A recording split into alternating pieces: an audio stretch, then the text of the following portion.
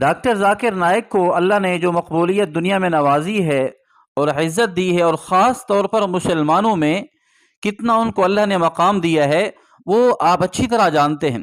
لیکن یہ جاننا چاہیے کہ اللہ نے یہ ان کو عزت کیسے دی ہے۔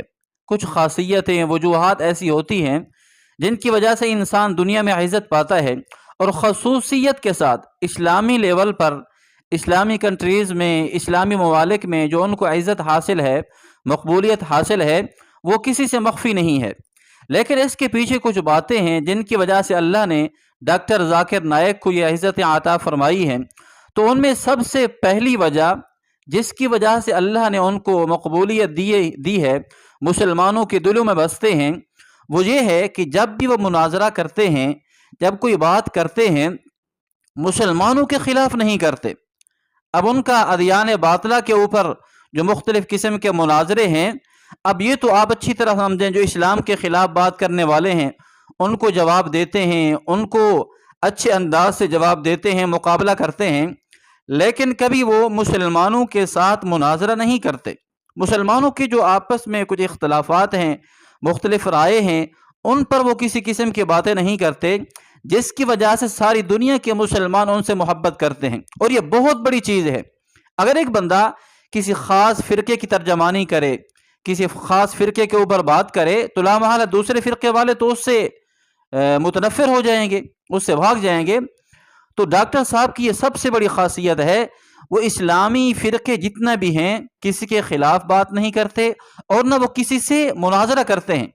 ہاں، بعض فروعی مسائل جو ان کے ہیں وہ بات کرتے ہیں، لیکن کسی کا انکار نہیں کرتے، جس کی وجہ سے اللہ نے ان کو دنیا کے اندر عزت عطا فرمائی ہے۔ اسلامی ممالک کے اندر، مسلمانوں کے اندر ان کی بہت بڑی عزت ہے۔ اب دوسری چیز جس کی وجہ سے اللہ نے ڈاکٹر صاحب کو ایک مقبولیت سے نوازا ہے، وہ ان کی برداشت ہے، تحمل مزاجی برداشت۔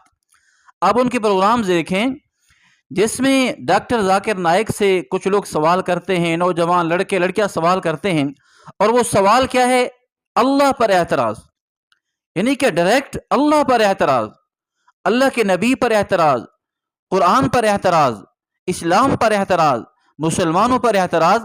اب یہ سارے اعتراضات، اشکالات، یہاں تک کہ بعض اشکالات، سوالات ایسے ہیں جن کو ایک مسلمان بولنا تو اور باتیں سوچ بھی نہیں سکتا۔ اب ان کی ویڈیوز دیکھیں کہ جب وہ بات سن رہے ہیں، ان کافروں کی، ہندوؤں کی، یہودیوں کی، نصرانیوں کی جو بات سن رہے ہیں، اور اسلام کے خلاف باتیں ہو رہی ہیں، سوالات ہو رہے ہیں، تو ان کو ٹھنڈے مزاج سے وہ سن رہے ہیں، سکون کے ساتھ۔ کوئی منہ پر تیور نہیں ہے، منہ کی جو حالت ہے وہ خراب نہیں ہو رہی، یا پھر وہ جذباتی نہیں ہو رہے کہ بھی اس جیسے آپ سوال کیوں کر رہے ہیں۔ پہلی صفت تو یہ ہے کہ وہ اچھے طریقے سے سنتے ہیں، اور پھر اس کے بعد، سننے کے بعد، تحمل مزاجی سے، ٹھنڈے مزاج سے، دل سے خوبصورت الفاظ کے ساتھ جواب دیتے ہیں، اور پھر دنیا کو لاجواب کر دیتے ہیں۔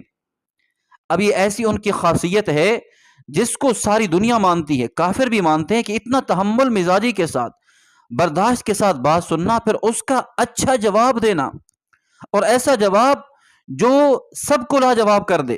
اگر خدا نہ خواستہ ہم جیسا کوئی بندہ ہوتا، جب وہ بات سنتا تو پھر وہ اچھل پڑتا، اب اس کا منہ ہی بند کر دیتا۔ وہ ایسے نہیں ہے، تحمل مزاجی کے ساتھ، برداشت کے ساتھ، صبر کے ساتھ بات سنتے ہیں، پھر اس کا اچھے طریقے سے جواب دیتے ہیں، جس سے ساری دنیا متاثر ہوتی ہے۔ اور جو تیسری وجہ ان کی کامیابی کی ہے، اللہ نے ان کو دنیا کے اندر کامیابی دی ہے، وہ یہ ہے کہ انہوں نے اللہ کے دین کے لیے، اسلام کے لیے، مسلمانوں کے لیے، حضور اکرم صلی اللہ علیہ وسلم کی عزت و ناموس کے لیے انہوں نے سب کچھ قربان کیا ہے، یہاں تک کہ اپنا گھر ہندوستان وہ بھی قربان کر دیا ہے۔ اب یہ نہیں ہے کہ ڈاکٹر صاحب کو ایسا انتشار پھیلا رہے تھے، یا حکومت گرا کر اپنی حکومت بنانا چاہتے تھے، یا کسی سے چندہ مانگ رہے تھے۔ ڈاکٹر صاحب کو ہندوستان سے نکالنے کی کوئی خاص وجہ نہیں ہے، صرف یہی وجہ ہے کہ وہ اللہ کے دین کے لیے ایسی پاور رکھتے ہیں، ایسے حقائق رکھتے ہیں جو دنیا کو نہیں بھاتے، دنیا اس کو قبول کرنے کے لیے تیار نہیں ہے، جس کی وجہ سے ان کو یہاں سے نکلنا پڑا اور ممالک میں جانا پڑا۔